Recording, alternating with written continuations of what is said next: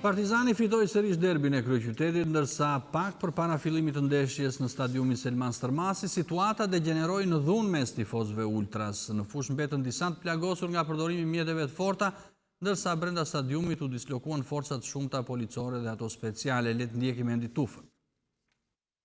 Partizani është fituesi i derbit e 157 me Tiranën, duke vazhduar kështu ecurinë pozitive që ka skuadra kuqe kundrejt të bardhë bluve të kryeqytetit.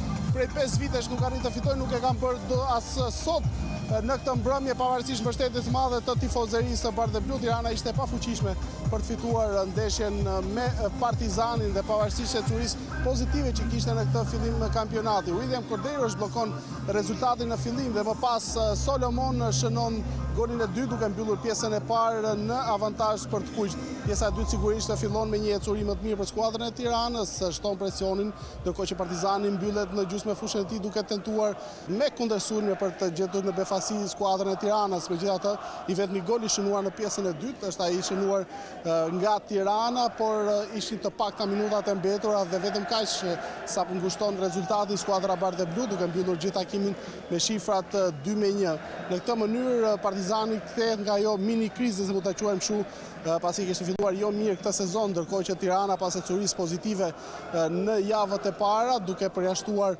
ndeshjen e javës shkuar me Kuksin, hyn në një lloj gjendje të rëndë psikologjike, duke humbur edhe këtë derbi që është ndeshja e dytë radhazi e humbur kështu për skuadrën bardhë blu.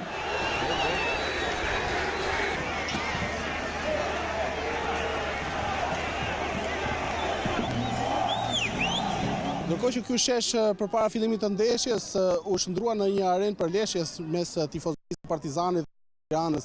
Për fat keq, 10 tifozë janë përplasur me njërin tjetër, janë përleshur me sende të forta, duke patur si pasojë dhe të plagosur dhe gjithashtu të shoqëruar në polici. Nuk kanë munguar as flakadanët, siç e shihni pjesë të mbetura nga flakadanët dhe tymueset që janë hedhur gjatë ndeshjes për rreth 90 minuta nga të dyja tifozëritë e skuadrave, ku për fat mirë kanë kaluar pa lënduar njëri, por që gjithsesi kanë krijuar jo pak kaos.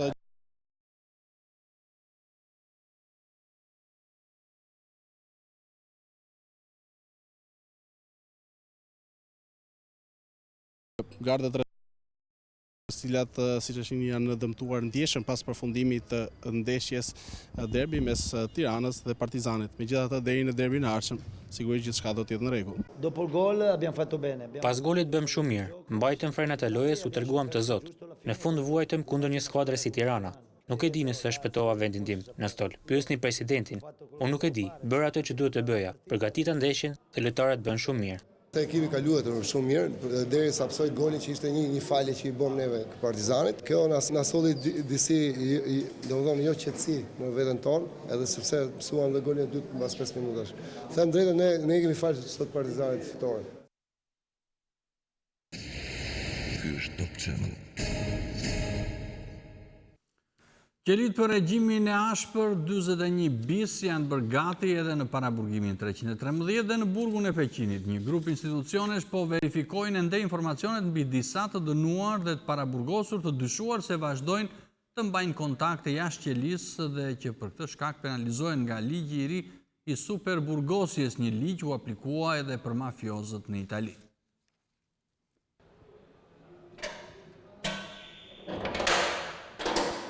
Kjo është zhurma e një dere burgu, por as të sigurisë lartë dhe as të sigurisë ullët. Është zhurma e një burgu të regjimit të ashpër 41 bis, që shumë personazhe të njohur të botës së krimit do shpresojnë ta dëgjojnë që hapet, teksa ata po vuajnë superburgosjen.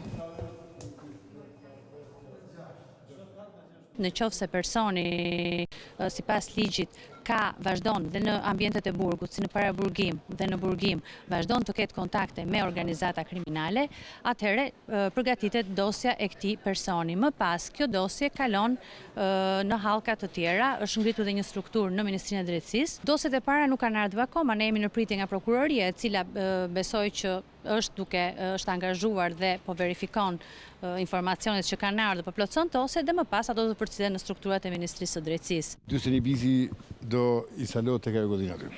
Ato janë bërë të përshtatshme, kryer investimi, është gjithçka gati për 41 bis. Siç shifet Kjo është hyrja kryesore, kjo është kanali.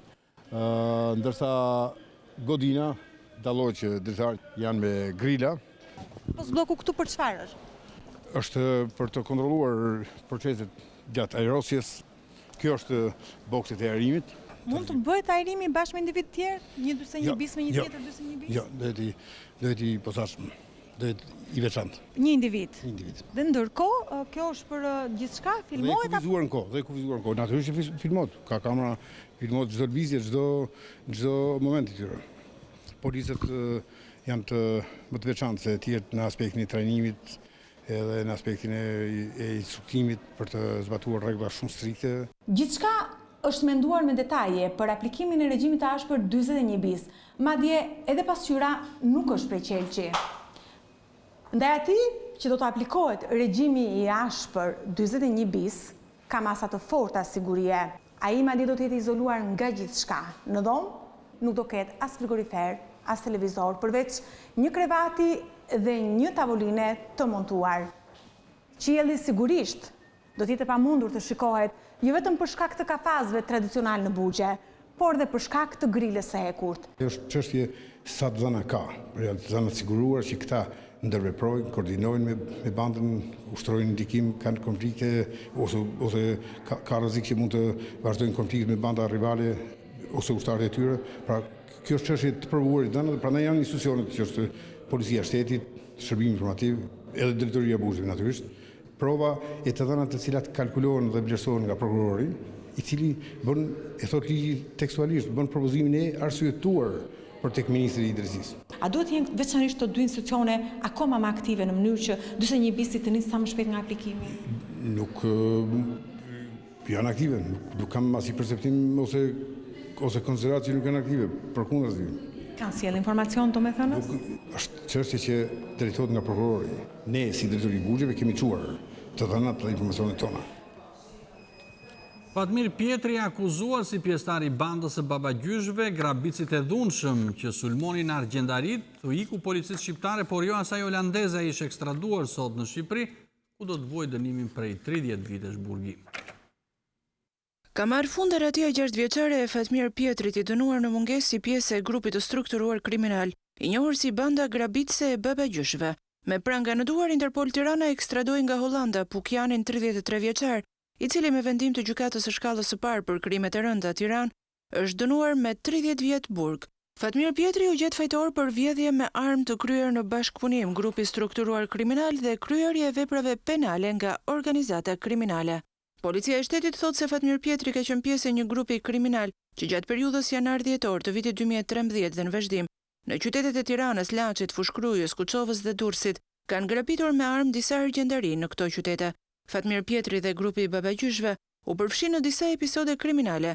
Gjatë vitit 2013 ai mori pjesë në grabitjen me armë të një argjendarie në Kuçovë dhe një tjetër argjendarie në Laç. 2 grabitje të tjera lidhen me atë të një argjendarie në Fushkruj, e po ashtu edhe të argjendarisë në një qendër tregtare në Tiranë.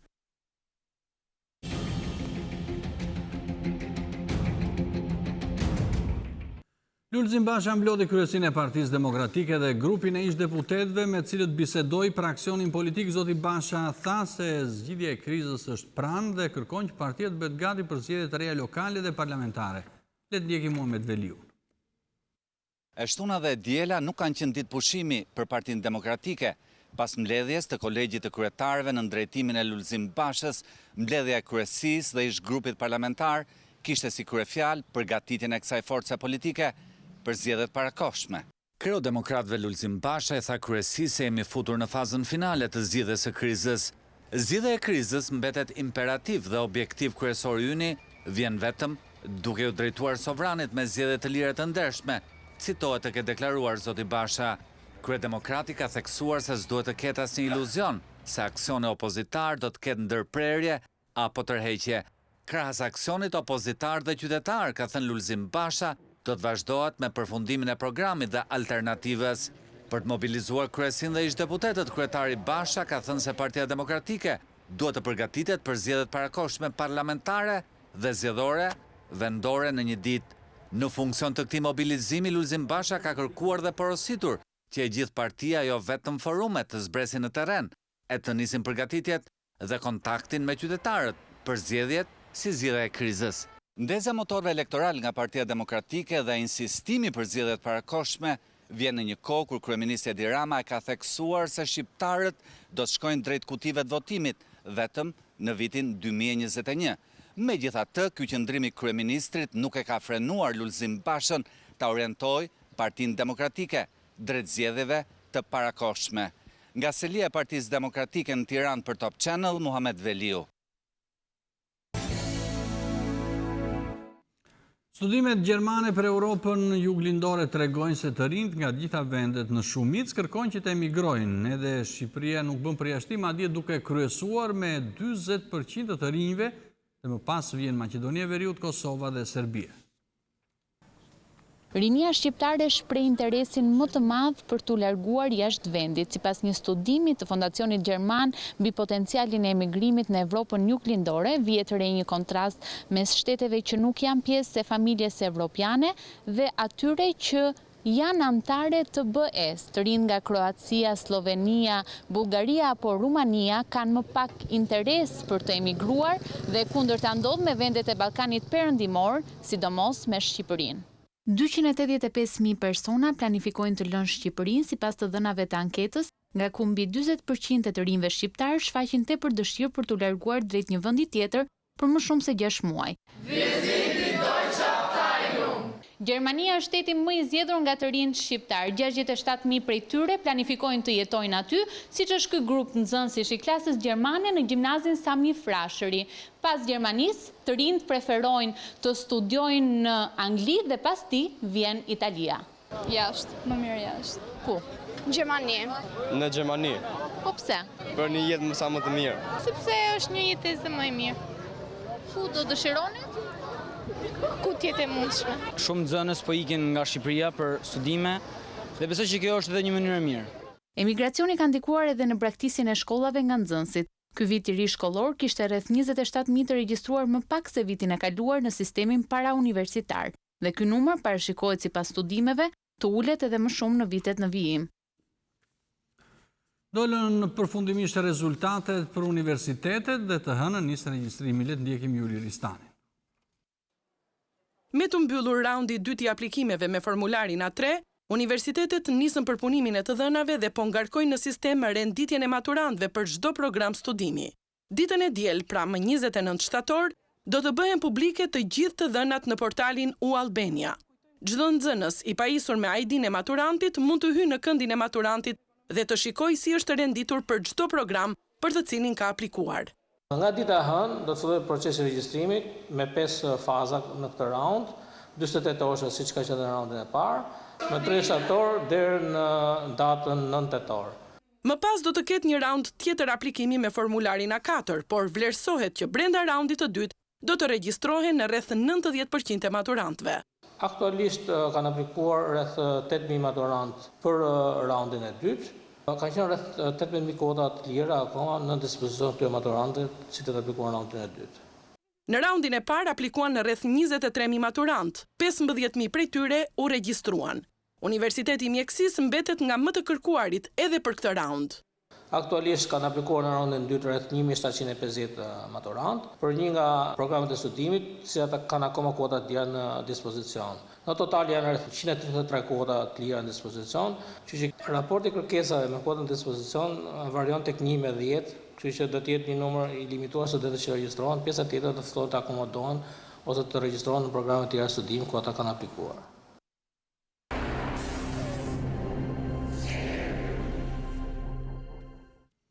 Në Durrës vijon plazhi në këto ditë vjeshte përveç vendasve që shfrytëzojnë detin në fundjavë, ka ende edhe shumë pushues të huaj që po shfrytëzojnë këtë moment me çmime shumë më të ulta, por edhe me një motë të mirë. Në Durrës bëhet plazh edhe në ditët e fundit të shtatorit. Buzë Adriatikut nuk gjen vetëm plazhistët e fundjavës, por edhe të huaj që po kalojnë pushimet. Për çdo që kërkon qetësinë dhe çmimet e arsyeshme, plazhi në këtë periudhë konsiderohet ideal për pushime.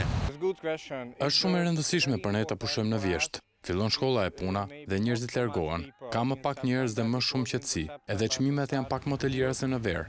por të pakt janë ata që kanë luksin të pushojnë atëherë kur të tjerët punojnë. Ndaj për shumë kompani dhe institucione brenda dhe jashtë vendit, vjeshtash shfrytëzohet për të bërë një kthim të butë në punë. Kryesisht janë nga shtetet europiane, kemi dhe amerikan, për shembull sot vjen një grup shumë i madh amerikanësh, të cilët së fundmi e kanë zbuluar Shqipërinë si destinacion dhe janë gjithmonë më shumë duke ardhur, duke synuar drejt këtij destinacioni të re. Të tjera grupe nga vendet skandinave dhe Italia mësohet se janë akomoduar në hotelet e shumta të plazhit dhe qytetit të Durrësit. Krahas aktiviteteve të tyre të huajt, po zhvillojnë edhe ture në sitet arkeologjike dhe qytete të tjera historik kulturor të vendit.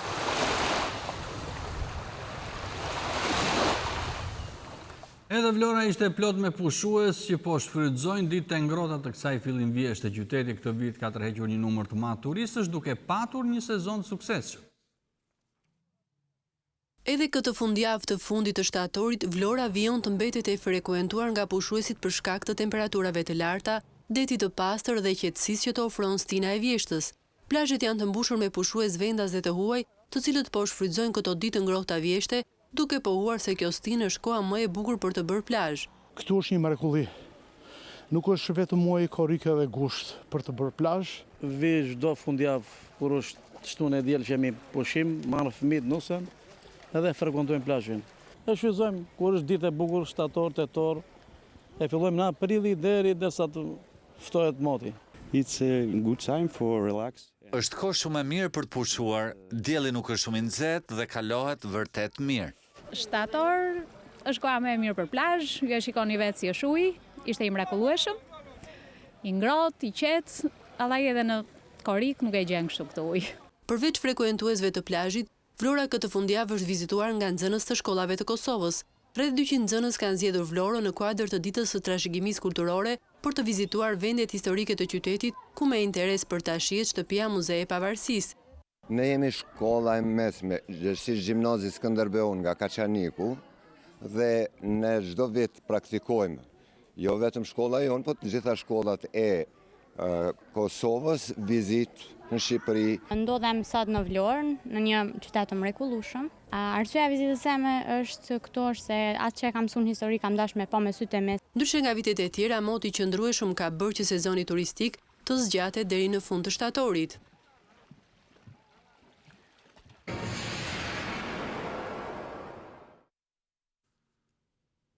Partia Popullore Sebastian Cruz duket se është fituesja e zgjedhjeve politike në Austri. Rezultatet e parët bazuara në numërimin e pjesëshëm treguan se partia e ish kancelarit OVP në krye, partia konservatore si të qoftë duhet të krijojë një qeveri koalicioni pas mbylljes qendrave të votimit. Rezultatet paraprake vendosin në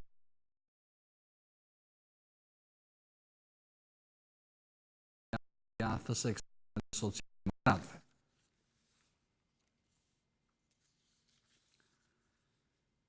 Shtetet e Bashkuara ashtu si Europa ndaluan menjëherë përdorimin e